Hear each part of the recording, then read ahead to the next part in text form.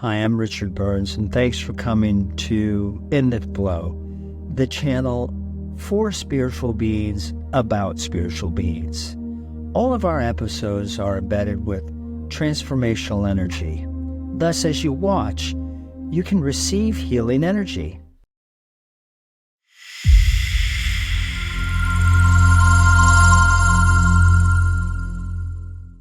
My name is Cheryl Stelt, and I'm a spiritual healer, coach, author, and speaker, and I am the CEO and founder of Star of Divine Light Institute. And what I do is I help people heal and become empowered in the greatest ways. As a child, I felt very connected to God. I loved going to church. I remember talking to God in my bedroom, in the basement of our home, and I was an altar girl for a number of years, and I very deeply believed in God, liked to sing in the choir, and very much enjoyed prayer.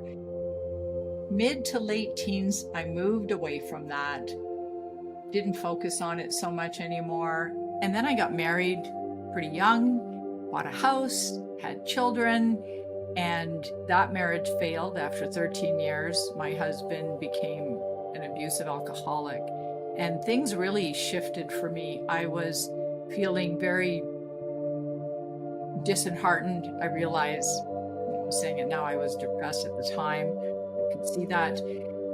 But one night he came home drunk and started a huge fight, and he ended up punching me in the chest 3 times.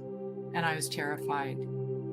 So I phoned the police, and the police came, and I got the help I needed. They gave me some resources, and I was able to leave that marriage and start my life over again. And what happened soon after that, I was on the beach with a friend of mine, and she was doing kinesiology on me.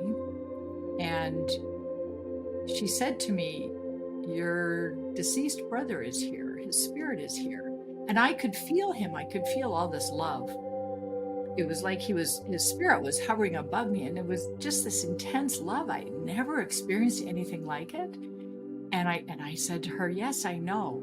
And he was able to speak to me through her. She channeled him, and she had never channeled anyone before.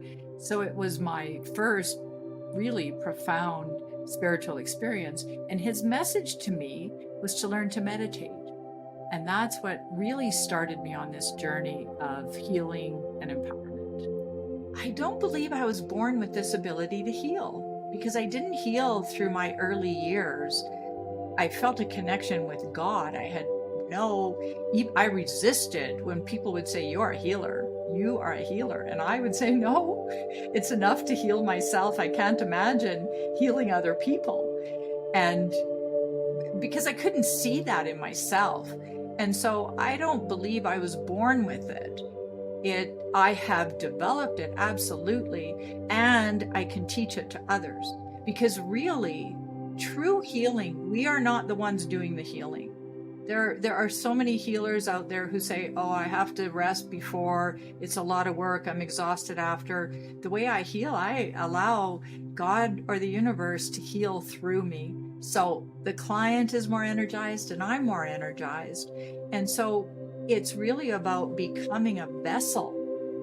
A vessel for healing is what we do. So that's all about clearing the blocks, healing the blocks that are getting in the way of being that vessel. And the empowerment piece is allowing God or the whole universe to move through us. So I can teach this. It's not something I was born with, and I don't know how it came to be. I know exactly how I got to be where I am today. The common denominator is often fear of moving forward, fear of their greatness. That seems to be an overall continuous symptom that people have, or a subconscious symptom. Not everybody is aware of that.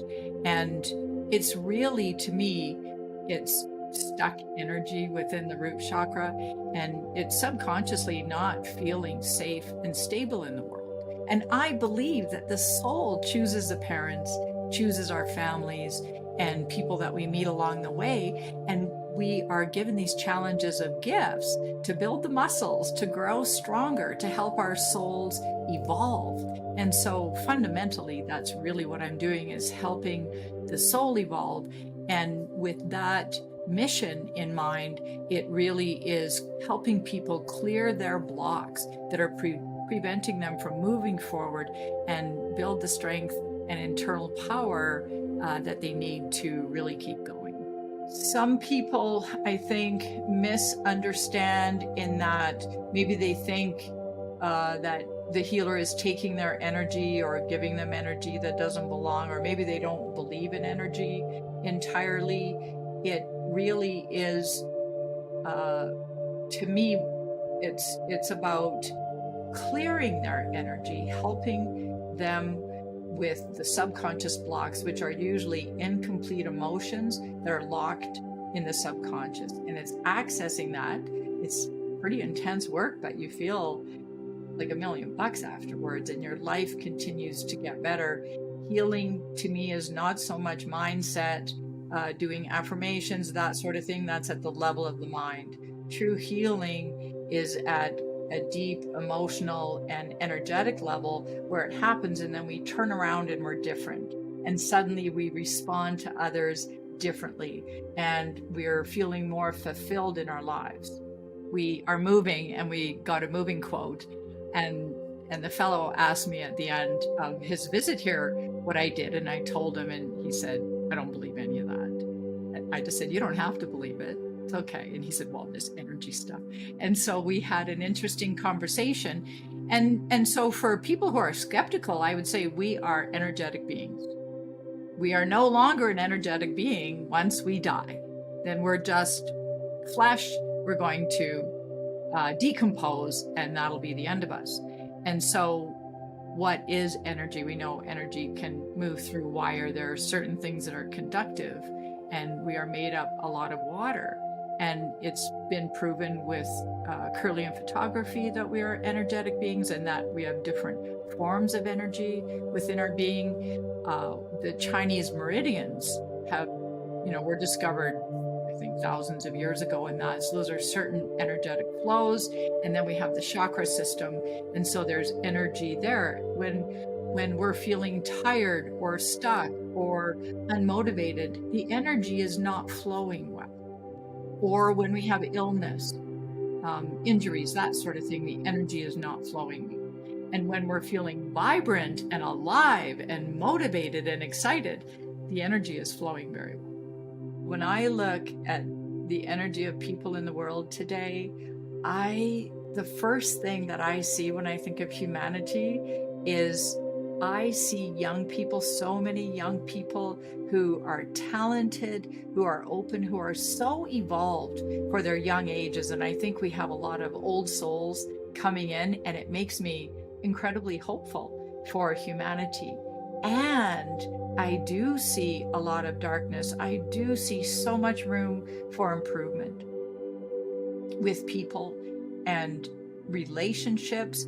And I look at the internet and that sort of thing, and the phones, like most people, how those types of connections, digital connections, are in a way replacing in-person connection. And yet it also at the same time opens us up to knowing and being connected with people worldwide. So the world is getting smaller, and I believe that with even the natural disasters, the pandemic, the fires that we're experiencing, the floods, I believe that this is all serving us to look at the earth, the universe, humanity, everything as a whole.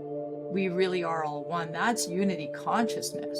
And so our wounding keeps coming in our face more and more until we decide to really heal it. So when we heal ourselves, we heal the planet. When we heal the planet, we heal ourselves. We really are all one. So I'm very hopeful, and my mission is to, help and heal and empower as many people as possible to become powerful energy healers, to create more of that in the world. I believe we all have this ability or similar abilities. I believe we are all powerful beyond belief. And I believe that really discovering these abilities and then stepping into them is really becoming a divine vessel in our own unique way. So I can teach what I do. And my mission in life is to help people heal and become empowered to accomplish just the greatest things